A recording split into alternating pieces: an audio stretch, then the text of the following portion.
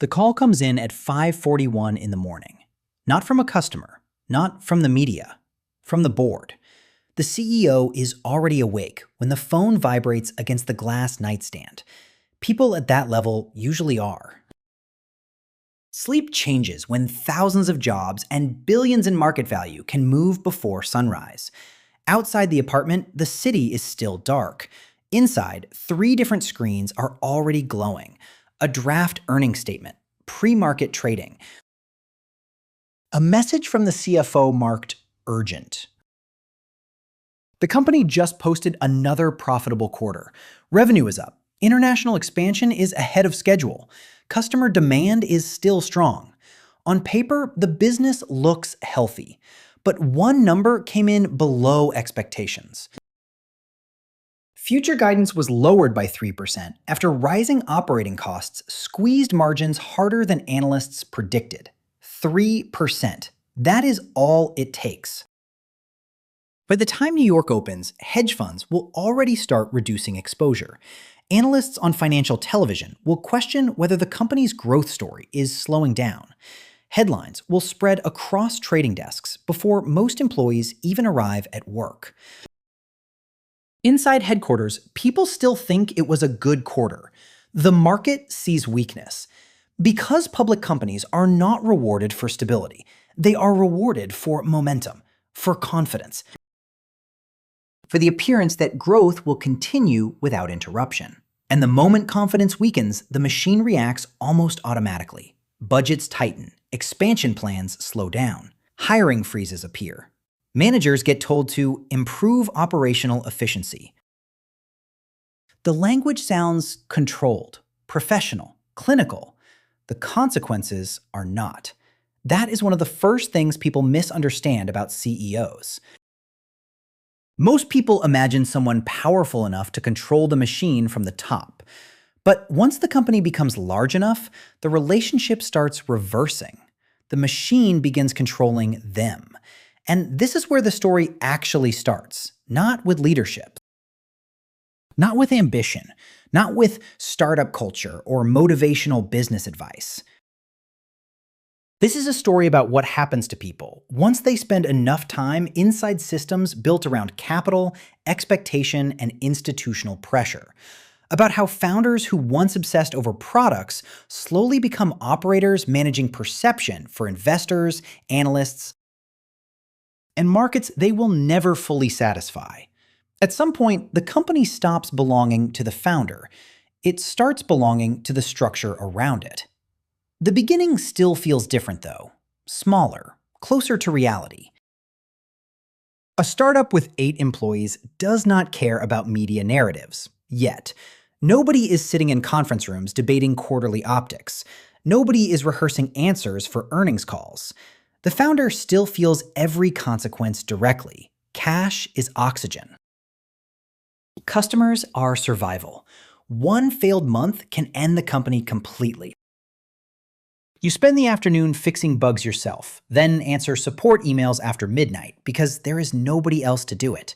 Sometimes payroll is due before clients pay invoices. Sometimes you pretend to feel optimistic in front of employees while checking the company bank account alone in your kitchen at 2 in the morning. There are no PR teams, no investor relations department, no executive buffer separating you from consequences. And strangely enough, that is probably the last stage where the company feels honest. Because once venture capital enters the room, the logic begins changing. Now people talk about runway, burn rate, market capture, future valuation, expansion velocity. The founder starts hearing a completely different language. Scale faster, hire aggressively, raise another round before market conditions shift. Show momentum before competitors catch up.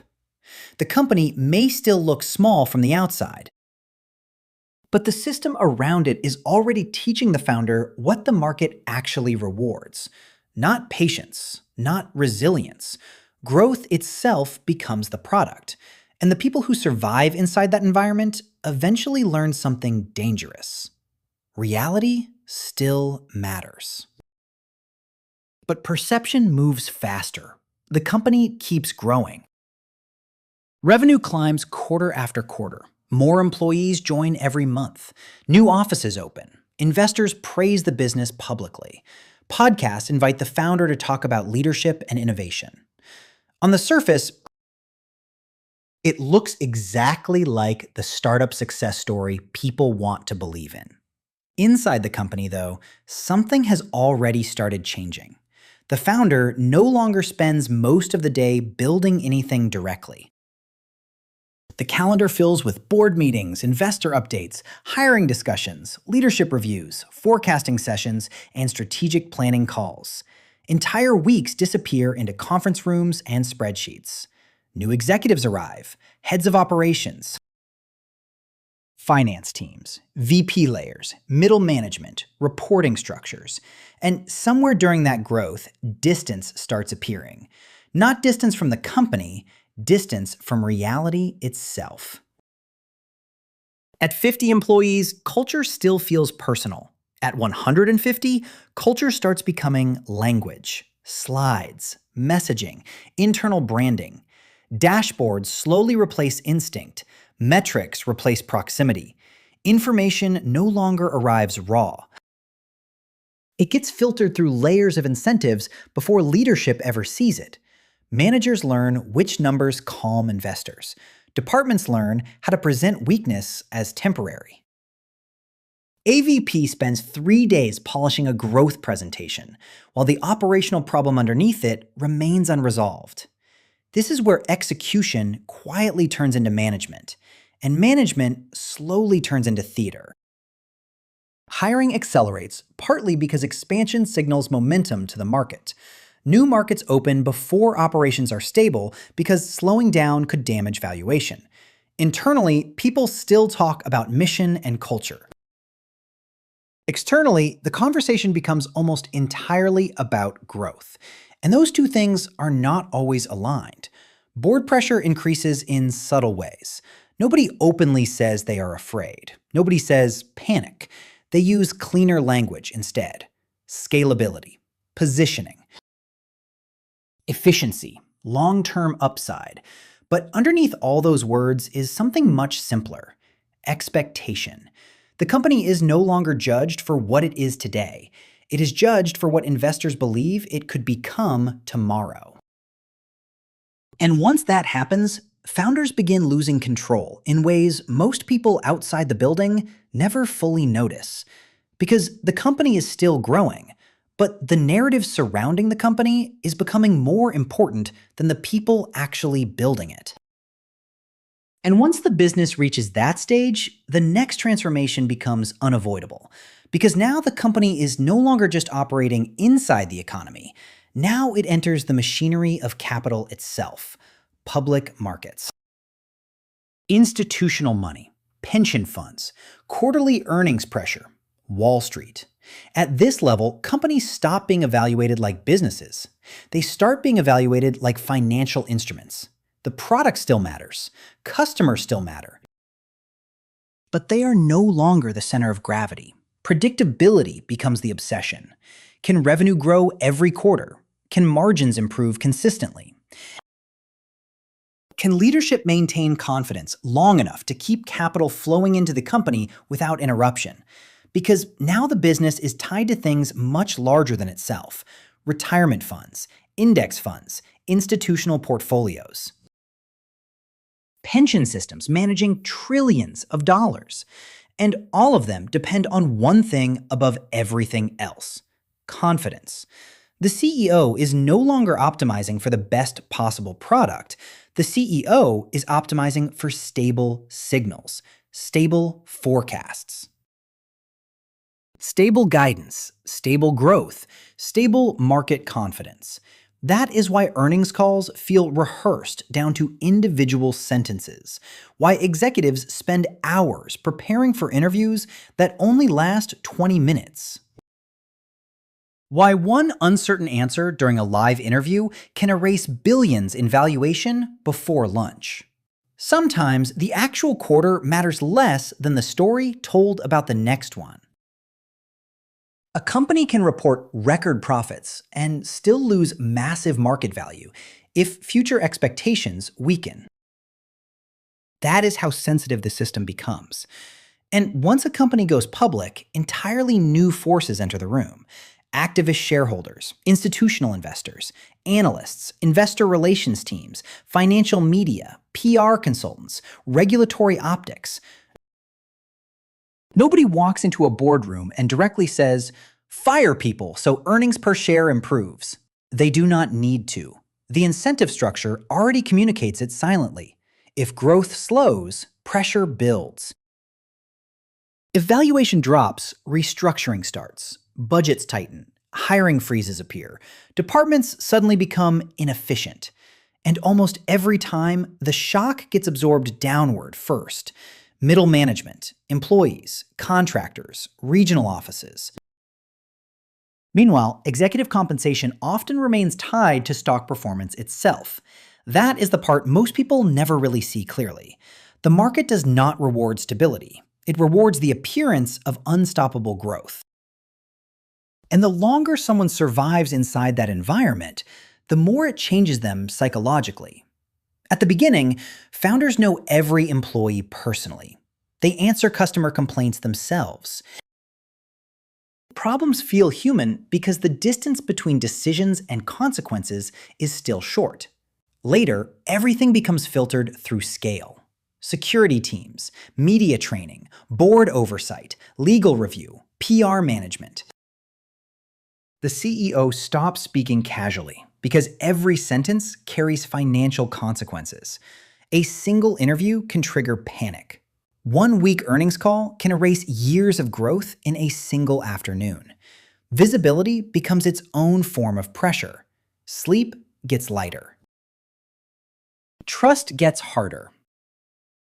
Even private conversations start feeling dangerous because information moves quickly at that level.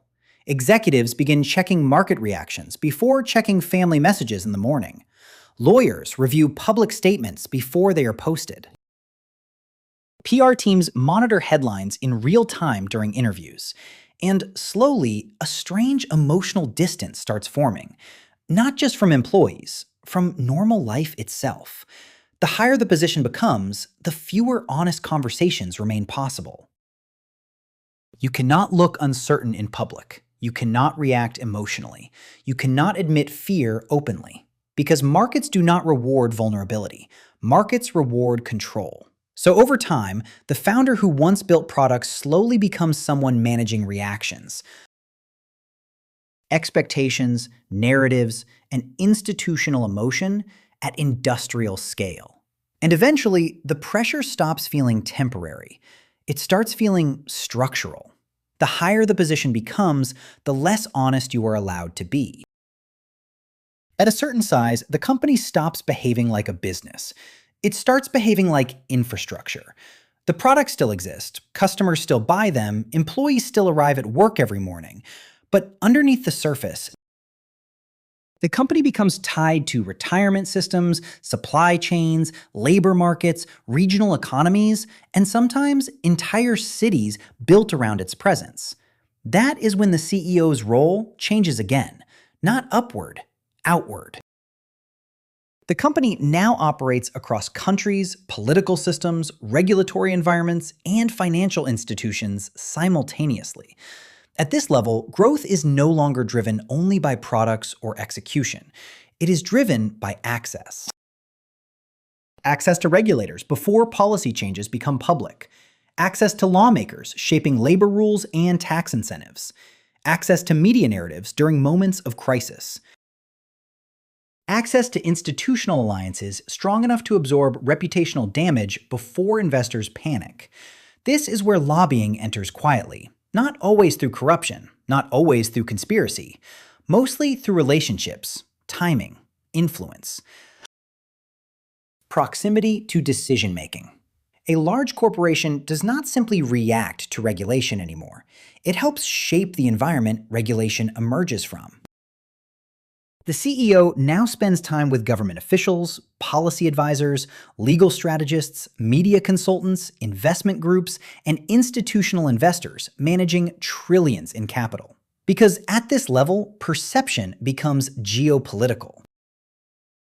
A public statement can move international markets. A regulatory investigation can disrupt supply chains across multiple countries. A political relationship can determine whether expansion succeeds or stalls for years.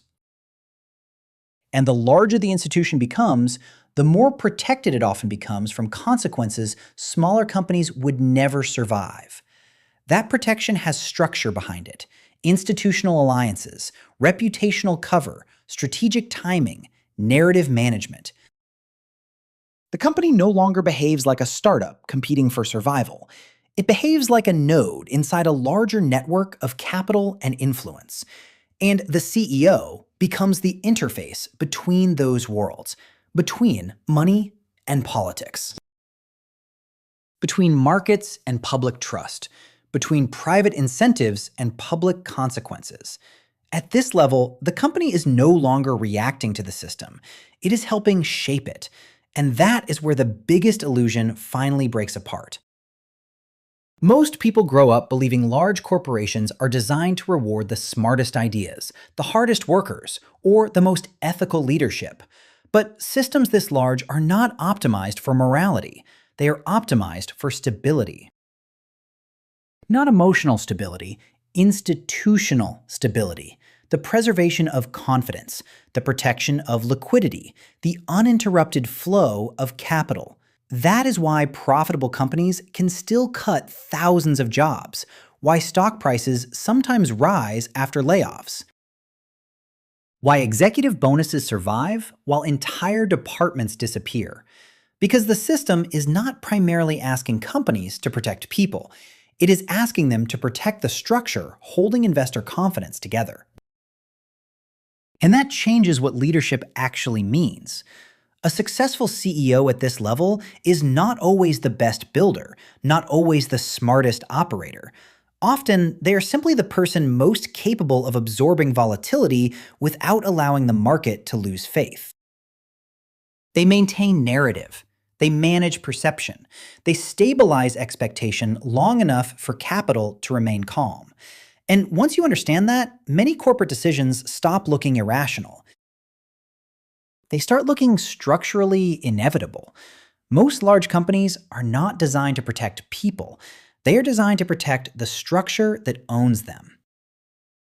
And the uncomfortable part is that almost everyone is already connected to that structure, whether they realize it or not. Your retirement account may depend on corporate growth targets. Your salary may depend on budgeting decisions made 3 layers above your manager. Your housing market may be shaped by institutional money flowing into entire neighborhoods. Your investments, your job security, even the cost of living around you can move according to incentives created inside companies you will never work for directly. That is why layoffs can happen during profitable years, why wages stagnate while markets rise, why consolidation keeps expanding even when consumers clearly hate it. The dangerous thing is not lacking financial knowledge. The dangerous thing is believing the system operates according to the public stories told about fairness, loyalty, or merit. Because once you believe the wrong narrative, you stop seeing the incentives actually shaping decisions above you. And those incentives affect almost everyone living inside modern economies, which means this was never just a story about CEOs. It was a story about the structure surrounding all of us. And that brings everything back to the beginning. The company is still profitable. The products still work. Thousands of employees will still show up tomorrow morning. People will still buy the product. The offices will still stay open. And yet, layoffs still happen before the market opens. Not because the system failed, because the system is functioning exactly the way it was designed to function. The larger the company becomes, the less the role is about building.